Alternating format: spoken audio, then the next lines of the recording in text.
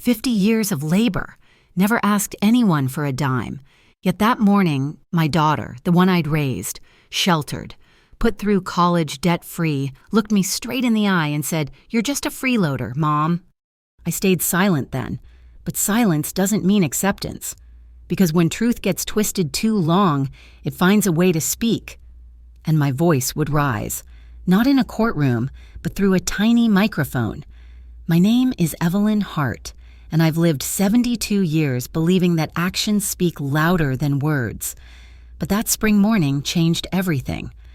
I'd been up since 5:30 the way I always was. Old habits from decades of opening the Redwood County Public Archives before anyone else arrived. Even in retirement, even living in my daughter Melissa's guest room, I couldn't shake the rhythm of early mornings. By 6:15, I had the coffee brewing and was stirring a pot of potato soup, the kind Melissa used to beg for when she was little, back when my love meant something to her. The kitchen smelled like rosemary and butter when she walked in, phone pressed to her ear, designer heels clicking against the tile I'd helped pay for. She didn't acknowledge me, just poured coffee into her travel mug while humming to whoever was on the other end. Brian, her husband, sat at the breakfast bar scrolling through his tablet, the real estate listings reflecting in his glasses. I ladled soup into bowls, set them down gently. Steam rose between us like a barrier. "I'll be late tonight," Melissa said to Brian, ending her call. "The Peterson deal needs revisions." That's when she finally looked at me, and something cold flickered in her eyes. The same hazel as mine, but harder now. "Mom, we need to talk about contributions." My hand stilled on the ladle. Contributions. "You've been here 18 months. Brian and I have been discussing it, and honestly," she glanced at her phone, like whatever was there was more important than what came next. "You don't contribute anything anymore." The words hung in the air. Brian didn't look up from his tablet, but I saw the slight smirk tugging at his mouth. 18 months, since Harold's funeral, since COVID, since they insisted I shouldn't be alone in that big house, 18 months of grocery runs with my credit card, 18 months of covering their mortgage when Brian's deals fell through, 18 months of being their invisible safety net, and before that, 15 years of bailouts, loans that were never loans, tuition payments, down payment gifts. $180,000. I knew the exact figure because I'd kept every receipt, every bank statement, filed away in my old librarian's meticulous system. But I said nothing, just picked up my own bowl of soup and walked to my room, their guest room, as Melissa had started calling it, behind me. I heard Brian murmur something about difficult conversations and Melissa's sharp laugh in response. In my room, I sat on the bed Harold and I had shared for 35 years, the one piece of furniture I'd been allowed to bring. The soup cooled in my lap as I stared at the framed photo on my nightstand. Melissa at 8, grinning toothlessly, wearing the princess costume I'd sewn from scratch because we couldn't afford store-bought. That little girl was gone, but I was beginning to understand that maybe she'd been gone for longer than I'd wanted to admit. I set down the untouched soup and opened my laptop. In the search bar, I typed, "Adult children taking advantage of elderly parents." The results flooded my screen. Forums, articles, statistics. I wasn't alone, but knowing that didn't ease the hollow ache in my chest. From the kitchen, Melissa's voice carried down the hall. "We should probably start looking at senior communities. For her own good. For my own good." I closed the laptop and pulled out a yellow legal pad from my nightstand drawer. At the top, I wrote, "The truth." Then, in smaller letters below, 50 years of labor, never asked for a dime. It was 7:45 a.m. on a Tuesday in March, and something fundamental had shifted. I'd spent my whole life believing that love meant giving silently, expecting nothing in return. But silence, I was beginning to realize, could be its own kind of lie. The next 3 weeks, I became an archaeologist of my own life. Every evening after Melissa and Brian left for work, I'd slip into the basement where I'd stored my filing boxes, the ones Melissa had rolled her eyes at when we moved them in. "Mom and her papers," she'd said to Brian. She keeps everything. Thank God I did. I started with the most recent folder, 2023 to 2024, electric bills with my name on the payment stub, grocery receipts from Whole Foods, always on my card because, Mom, you know Brian's having cash flow issues with the new development. The mortgage payment from last November when the refinancing fell through, $8,200 withdrawn from my retirement account. Then backwards through time. 2019, Melissa's wedding at the country club. $35,000 I'd insisted on covering because a father should walk his daughter down the aisle in style, even though Harold was already sick. 2018, the down payment for their first house. 2016, MBA tuition when Melissa decided law wasn't for her after all. But it wasn't just the money. I found the thank you cards, growing fewer as the years passed, the last one from 2018. Mom, you're our guardian angel. We couldn't do this without you. After that, just texts asking for transfers. I photographed everything with my phone, creating digital copies. Then I noticed something else, the pattern of erasure. The family calendar in the kitchen used to have Mom's doctor appointment or lunch with Mom. Now it just said doctor or lunch, like I was a ghostly afterthought. The WhatsApp family group had my messages going unread, unacknowledged. Even the label maker on the pantry shelves had been changed. My Evelyn's T's became just T's. Thursday afternoon at 2:15, while organizing statements, I heard Brian on a conference call in his home office. No worries about the house. Evelyn won't be here much longer. We're looking at places for her. Golden Meadows has availability. Golden Meadows. I'd looked it up after overhearing them the first time. The lowest-rated senior facility in the county, the kind of place that smelled like industrial disinfectant and despair. That night at dinner, I watched them perform their routine. Melissa checking her phone between bites, Brian talking about market projections. Neither asked about my day. When I mentioned I'd organized some old photos, Melissa just said, "Don't leave them lying around. Mom, the cleaning lady complains about clutter." The cleaning lady I paid for. Actually, I said, surprising myself with the steadiness in my voice, I found some interesting documents today. Brian's fork paused midway to his mouth. Oh? Old tax returns, financial records. It's amazing what you forget over the years. Melissa's phone buzzed. She glanced at it, then at me. You shouldn't stress yourself with old paperwork. Mom, why don't you focus on, I don't know, joining a book club or something? A book club? Like I hadn't run the county's largest reading program for 30 years. Maybe you're right, I said, letting them relax back into their assumption of my compliance. But that night, I pulled out my laptop again. This time, I didn't search for articles about elder abuse. I opened a new spreadsheet and began entering data. Every payment, every gift, every sacrifice. Not with bitterness, but with the methodical precision of a librarian cataloging the truth. At the top of the spreadsheet, I typed, Contributions of Evelyn Hart, a comprehensive archive. By 3 a.m., I had 20 years documented. The total was $212,000, more than I'd estimated, but the money was just numbers. What struck me, scrolling through the entries, was the story they told. A woman who'd given everything and been reduced to nothing. A mother whose love had been converted into an ATM and was now being discarded like an outdated appliance.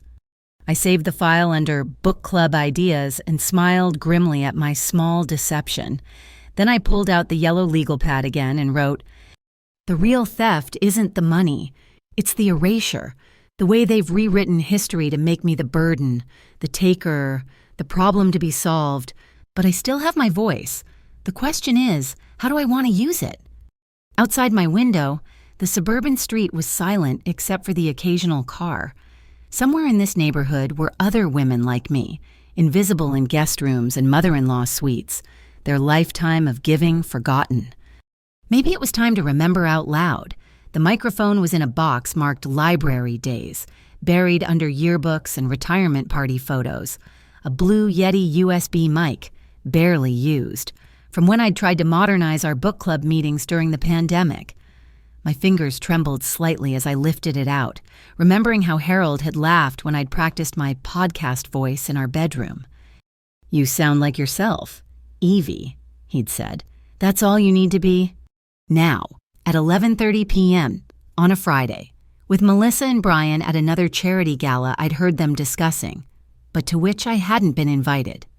I set up my makeshift recording studio, just the mic, my old laptop, and a glass of water on a folded towel to muffle any vibrations. I'd spent the week writing scripts, crossing out lines, starting over, too angry, too bitter, too much like the vengeful old woman they'd already decided I was. Finally, I understood. I didn't need to convince anyone of anything. I just needed to tell the truth. I pressed record. My name is Evelyn Hart. I'm 72 years old, and this is the first episode of The Quiet Backbone. I'm starting this podcast because I've discovered something. When you become invisible, you can either disappear entirely, or you can use that invisibility to speak truths that comfortable people don't want to hear. My voice was steady. Lower than I remembered, I told the story of leaving home at 17 with $43 and a suitcase held together with twine, the overnight shifts at Mel's Diner, studying for my GED between orders, meeting Harold at the community college library where I'd eventually work for 40 years, having Melissa at 25, complications that meant she'd be our only child. I remember her first day of kindergarten, I said into the microphone. She wore a red jumper I'd made from a pattern in Family Circle magazine. When I picked her up, she said, "Mommy, I told everyone my mom works in a castle made of books." That was how she saw the library then, a castle where her mother was queen of all the stories. I talked about Harold's first cancer diagnosis when Melissa was in high school, how I'd worked double shifts, taken on indexing projects from home, sold my mother's jewelry to keep us afloat while he recovered. How Melissa had promised, tears in her eyes, that she'd take care of us someday. Someday came, I said, but not the way any of us imagined. I didn't name her, didn't need to. I spoke about the universal experience of women who'd worked their whole lives only to be told they were burdens, the mothers whose sacrifices were rewritten as selfishness, the widows moved into back bedrooms and told to be grateful. We're taught that love means giving without keeping score, and for most of my life, I believed that. But there's a difference between giving from love and being erased by those who take it. When your contributions are forgotten, your presence resented, your lifetime of labor dismissed, that's not love anymore. That's theft of the deepest kind. I recorded for 43 minutes. When I finished, my throat was dry and my face wet with tears I hadn't noticed falling, but I felt something I hadn't experienced in months. Purpose? The next morning, I researched podcast platforms while Melissa rushed around complaining about her hangover, and Brian made passive-aggressive comments about the coffee being too weak. I nodded, smiled, made fresh coffee. Let them think I was the same compliant ghost shuffling around their edges. That night, I recorded episode 2, this time about the financial abuse hidden in family dynamics, how it starts small, becomes normalized, then swallows you whole. I'd found statistics. 70% of elder financial abuse is committed by family members. Adult children were the most common perpetrators. We don't call it theft when it happens slowly. I said, when it's wrapped in expectation and entitlement, when the taking is disguised as love. By episode 3, I was finding my rhythm. Each night after they went to bed, I'd slip into my room, set up the mic, and let the truth unspool. The loneliness of being needed only for what you could provide. The heartbreak of watching your child transform into someone you didn't recognize. The strength it took to keep going when no one was watching. I created a simple website, The Quiet Backbone, Stories of Invisible Women. Uploaded the first episode on a Tuesday at 4 a.m., my hands shaking as I hit publish. Then I waited, not for fame or vindication, but for the simple acknowledgement that my voice, after months of being silenced, could still make sound in the world. The first comment came 12 hours later. I'm 68 and living in my son's basement. This is the first time I felt seen in years. Thank you for speaking our truth." I read it 3 times, then closed my laptop and went to make dinner for the 2 people who'd forgotten I was more than just the woman who cooked it. By week 3, the quiet backbone had found its people. The download numbers climbed steadily, 500, then 2,000, then 10,000, but it was the emails that broke my heart and rebuilt it every morning. "Dear Evelyn, I'm 73 and haven't spoken to my daughter in 2 years because I refused to mortgage my house for her business. Your podcast made me realize I'm not the selfish one. I've been living in my car for 3 months because my son's new wife wanted my room for a home gym. I thought I was worthless. Thank you for reminding me I'm not. My 3 children had me declared incompetent to access my savings. I'm fighting back now. Your voice gave me courage." I read every message at 5 a.m.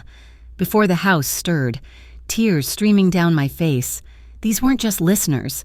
They were a hidden nation of discarded women, finding each other through shared pain and newfound defiance. The podcast format evolved. I started reading listeners' stories, with permission, weaving them into larger themes. Episode 8 explored financial gaslighting in families. Episode 12 dissected the myth of the grateful elder. By episode 15, I was getting interview requests from senior advocacy groups and elder law attorneys wanting to spread awareness.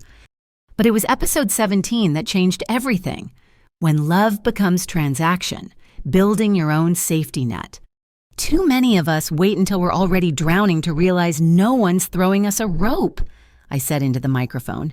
So today, I want to talk about something practical, something I'm doing myself. I announced the Quiet Women Fund, a mutual aid network for older women facing housing insecurity or financial abuse. The initial goal was modest, $5,000 to help with emergency housing, legal consultations, or just a tank of gas to get somewhere safe. Within 48 hours, we'd raised $23,000. I sat at my laptop, staring at the PayPal notifications flooding in. $5 from Sarah in Michigan, $20 from Linda in Phoenix, $1,000 from a daughter who finally understands, "Forgive me, Mom." That evening, Melissa barged into my room without knocking. "Mom, what the hell is this?" She thrust her phone in my face, showing my podcast website. "It's a project I've been working on," I said calmly, closing my laptop. "A project? You're airing our family business to strangers." "I haven't mentioned you once." Everyone will know it's about us." Her face was flushed, the same color as when she was 4 and denied taking cookies. "Take it down now." "No." The word hung between us like a blade. "This is defamation. Brian says we could sue." I almost laughed. For what? Telling the truth about my own life? "You're making me look like a monster." "I'm telling stories about women who've been erased by their families. If you recognize yourself in those stories, perhaps you should ask why." She stared at me like I'd grown another head. This wasn't the mother who'd always smoothed things over, who'd apologized for taking up space, who'd made herself smaller to fit into the corners of their lives. "If you don't take it down, you'll need to find somewhere else to live." There it was, the threat they'd been building toward, finally spoken aloud. "I'll start looking tomorrow," I said. She blinked, clearly expecting me to crumble, to beg, to delete everything. When I didn't, she turned and slammed the door hard enough to rattle the pictures on my dresser. I opened my laptop back up and started a new document. Episode 20, When They Try to Silence You. That night, Brian's voice carried through the walls. "She's lost it completely. My mother warned me about her family. Mental illness runs in those people." Those people. After 15 years of family dinners, birthdays, helping raise their children before the divorce that neither of them talked about anymore. Those people. I put on my headphones and started recording. Tonight's episode is different.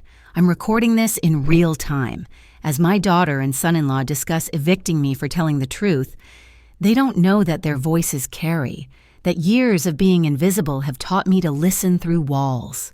They don't know that every threat, Every insult, every attempt to diminish me only adds fuel to the fire they're trying to extinguish. I uploaded it at 3:27 a.m., my hands steady now. Within hours, it had more downloads than all previous episodes combined. The comment section exploded with outrage and support. 3 lawyers offered pro bono help. A women's shelter in Vermont offered me a room if I needed it. But the message that mattered most came from an unexpected source.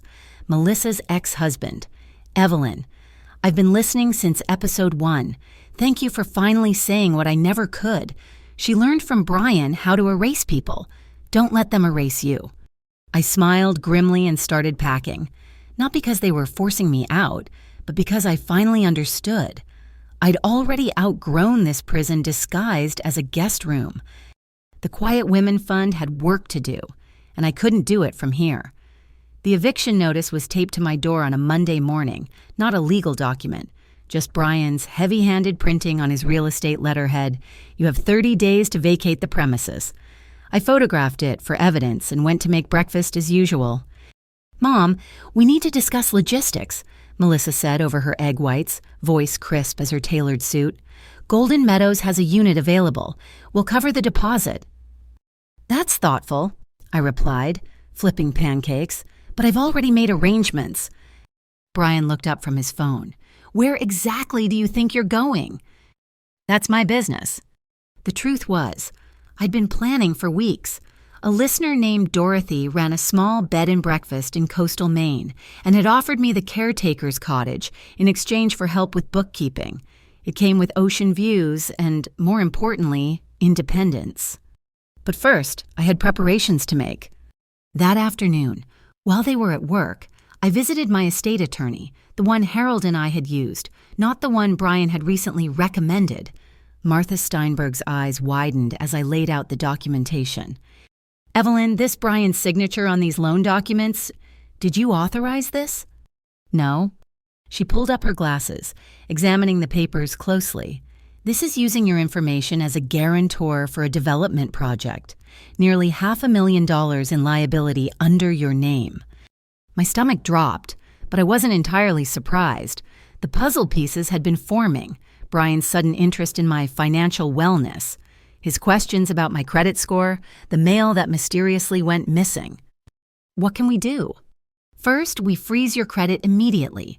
Second, we document everything. Third, she looked at me over her glasses. We consider pressing charges for identity theft and fraud. That evening, I recorded episode 21, When Family Becomes Fraud. I didn't name names, but I laid out the warning signs: sudden interest in your finances, missing mail, pressure to sign documents without reading them, family members who get angry when you ask questions about money. The response was immediate. 12 women shared similar stories in the first hour. A forensic accountant offered to review documents for listeners pro bono. A retired FBI agent specializing in elder fraud sent me a comprehensive guide on protecting yourself. By Thursday, Brian was getting nervous. I heard him on the phone with someone, voice tight. No, she doesn't know about the marina project. Just handle it. I made another appointment with Martha. That weekend, Melissa cornered me in the kitchen. This has to stop. Mom, you're embarrassing yourself. I'm embarrassed by many things, I said, wiping down counters that were already clean. But using my voice isn't one of them. Do you know what people are saying? My colleagues found your podcast. They're calling you the Revenge Granny. I considered this. I prefer truth-telling elder, but Revenge Granny has a nice ring to it. This isn't funny. No, I agreed. It's not. Neither is being called a freeloader after 50 years of work. Neither is having your credit stolen.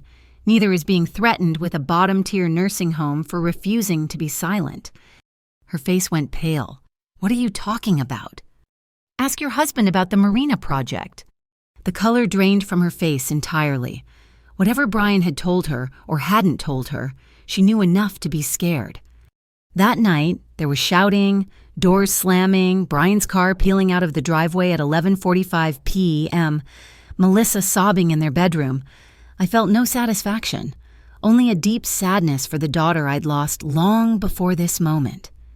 I spent the night revising my will and trust documents with Martha's recommended changes.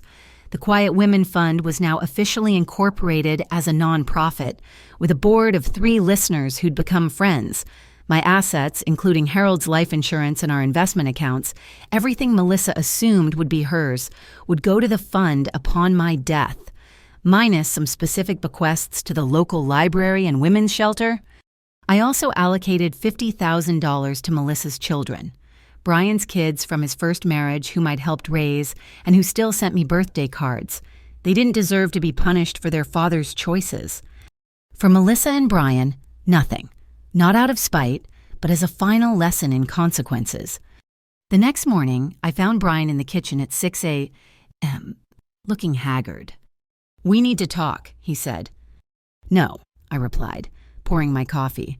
"We need lawyers to talk. Martha Steinberg will be in touch about the fraudulent loans." His face cycled through emotions, shock, rage, calculation, and finally, a pathetic attempt at charm.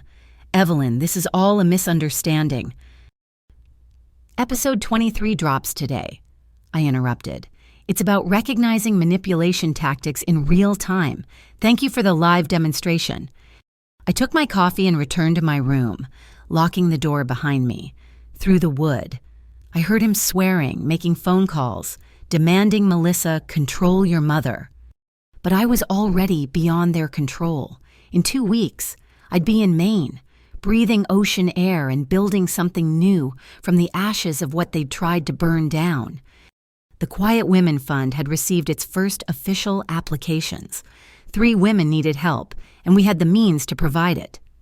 For the first time in months, I smiled genuinely, not the placating smile of the invisible mother, but the fierce grin of a woman who'd found her voice and refused to whisper. The call from Martha Steinberg came on a Tuesday at 10:15 a.m., while I was packing Harold's photograph albums. "Evelyn, are you sitting down?" I sank onto my bed. "What did you find?" "The marina project Brian used your information for? It's completely fraudulent. A shell company designed to secure loans with no intention of development.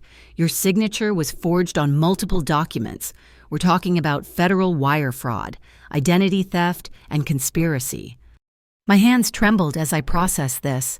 It was one thing to suspect, another to have it confirmed. "There's more," Martha continued. "Brian's been running similar schemes for years. You're not the only victim. There are at least 6 other elderly guarantors. The FBI's Economic Crimes Unit wants to speak with you." After we hung up, I sat in silence for a long moment. Then I pulled out my microphone. Episode 24 was different. No script, just raw truth. Today I learned that my son-in-law didn't just steal from me. He's been systematically defrauding elderly people for years, using our trust, our love for our children, as weapons against us. I'm sharing this because silence is what allows these predators to flourish. They count on our shame, our desire to protect our families, our fear of being seen as foolish old women who should have known better. I uploaded it immediately, then called the FBI agent Martha had mentioned. Special Agent Sarah Kramer was younger than Melissa, with kind eyes and a voice that suggested she'd heard too many stories like mine. "Mrs. Hart, your documentation is extraordinarily thorough. Most victims don't keep such detailed records."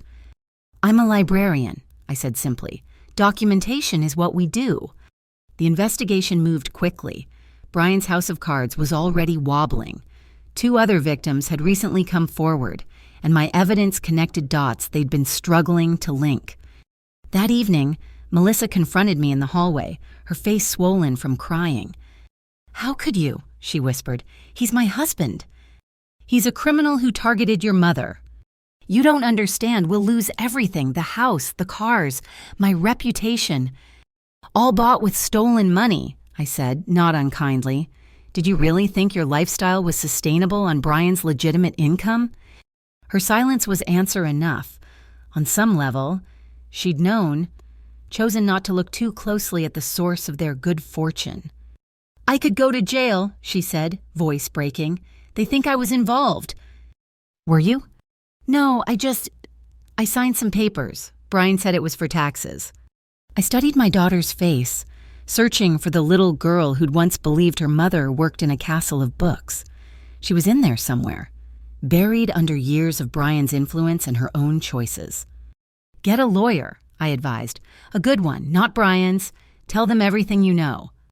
Will you help me? The question hung between us, loaded with history. I'll tell the truth, I said, that you weren't involved in the fraud. Beyond that, I shrugged. You'll have to help yourself. I'm done enabling. She flinched as if I'd slapped her. The next 3 days were a whirlwind. FBI agents came to the house, boxing up Brian's files. Neighbors watched from behind curtains as evidence was loaded into black SUVs. Brian was arrested at his office. The local news caught him being led out in handcuffs, his face a mask of indignation. I recorded episode 25 from my nearly empty room, When Justice Comes Knocking. I've received hundreds of messages asking if I feel vindicated. The truth is, I feel heartbroken. Not for the man who stole from me, but for the daughter who chose him over truth, who valued comfort over conscience. Justice isn't always satisfying. Sometimes it's just necessary. The podcast had grown beyond my wildest dreams. 50,000 regular listeners, media coverage, invitations to speak at conferences on elder financial abuse. The Quiet Women Fund had helped 37 women escape dangerous situations or fight back against financial predators. But it was a message from an unexpected source that stopped me cold. Melissa's eldest stepson, Brian's child from his first marriage, sent an email. Grandma Evelyn, Mom's been listening to your podcast. She says she's proud of you for standing up to Dad. We all are. He fooled everyone for so long. Thank you for being brave enough to stop him. I read it 3 times, tears blurring my vision. Those children, teenagers now, had been another casualty of Brian's manipulations, shuttled between homes, used as pawns. At least they'd be free of him now. That night, Melissa knocked on my door. For the first time in months, she waited for permission to enter. The FBI cleared me, she said quietly, but Brian's assets are frozen. I have to sell the house. I nodded, unsurprised. I've been listening, she continued, to your podcast, all of it. I waited. I became someone I don't recognize, someone who could call my own mother a freeloader after everything you've done. I don't know how to fix this. You can't fix it, I said. You can only choose to be different going forward. She nodded, tears streaming. I'm sorry. I'm so sorry. I believed her. But sorry didn't rebuild trust. Sorry didn't erase the months of cruelty, the years of taking me for granted. I know, I said simply. We sat in silence, 2 women on opposite sides of a chasm that might never fully close, but for the first time in years, we were both seeing clearly. The invitation to speak at the National Symposium on Elder Financial Security arrived the same week Brian's trial began. The organizer, Dr. Patricia Wong, had been following my podcast since episode 3. Your story has become a catalyst, Mrs. Hart. We'd like you to be our keynote speaker. The session will be broadcast on public television. Public television, from invisible to unavoidably visible in less than 6 months. I accepted. The morning of the symposium, I stood before the mirror in my Portland hotel room, adjusting the jade necklace Harold had given me for our 30th anniversary. I'd chosen a navy suit, professional but not trying too hard. My hands were steady as I applied lipstick. Whatever happened today, I'd earned the right to be heard. The auditorium was packed. 300 advocates, social workers, attorneys, and, I noticed with satisfaction, adult children accompanying their elderly parents. As I walked to the podium, the whispers followed. That's her. The podcast woman. Brave. About time someone spoke up. I began without notes. 9 months ago, my daughter called me a freeloader. Today, her husband sits in federal prison for defrauding elderly people out of millions. This isn't a story about revenge. It's about what happens when we finally refuse to be silenced. For 45 minutes, I laid it all bare. The gradual erasure, the financial abuse disguised as family obligation, the way society conditions older women to be grateful for scraps of respect.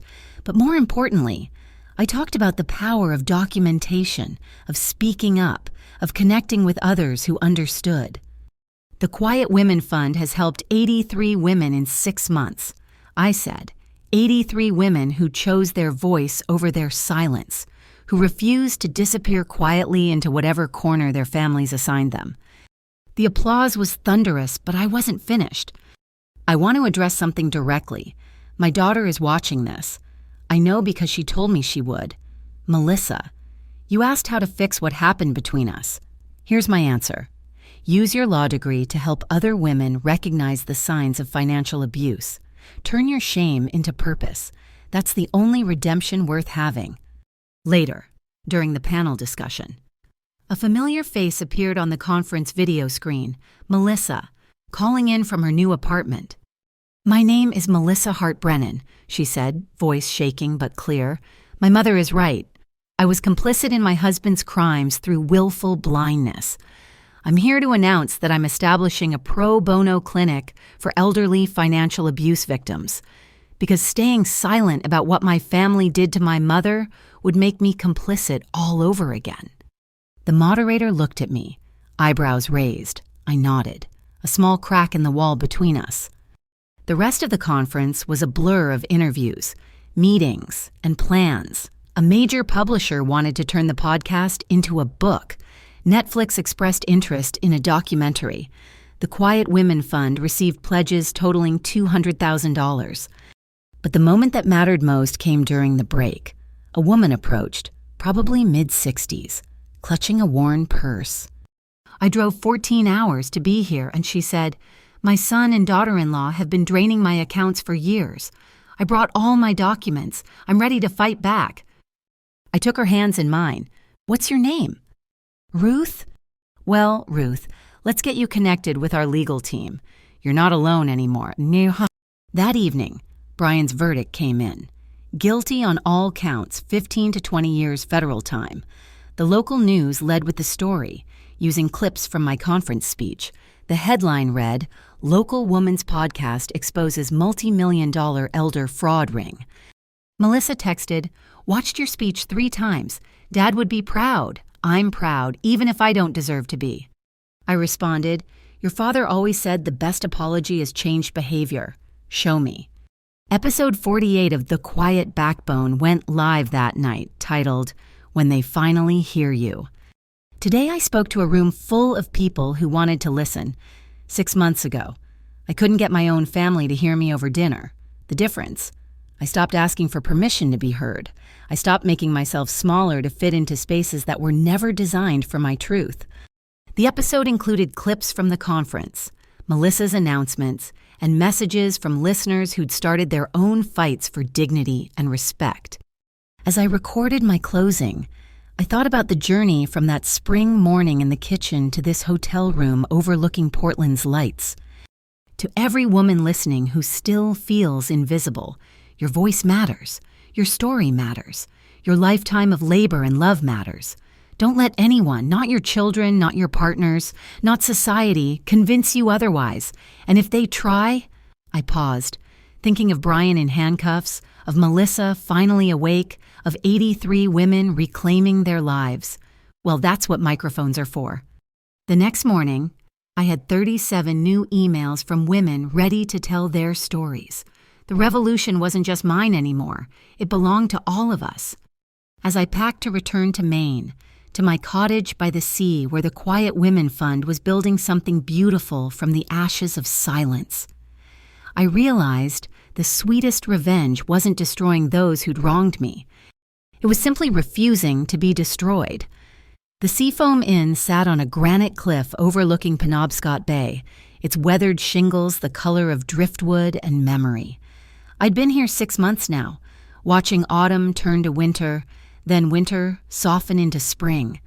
The caretaker's cottage was small but perfect, 2 rooms with ocean views, a wood stove, and most importantly, no one else's expectations filling the corners. This morning, like every morning, I rose at 5:30 a.m. Old habits, but now they serve my own purpose. Coffee on the deck, laptop open, reviewing applications for the Quiet Women Fund. We'd grown beyond my wildest dreams. Chapters in 12 states, 400 volunteers, a legal network spanning the country. The fund had helped over 300 women escape financial abuse, find safe housing, reclaim their dignity.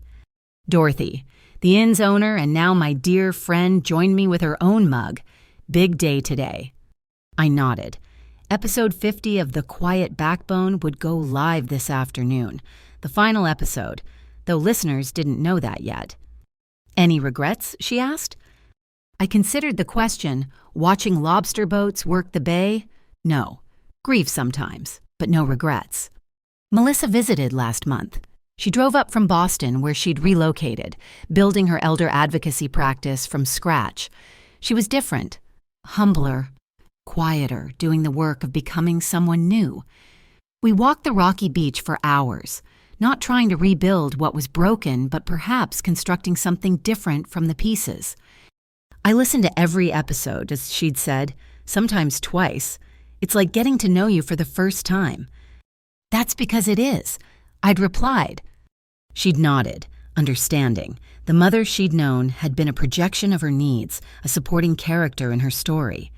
This person, Evelyn Hart, podcast host, advocate, woman with her own dreams and anger and joy, was someone new to her. Brian was serving his time.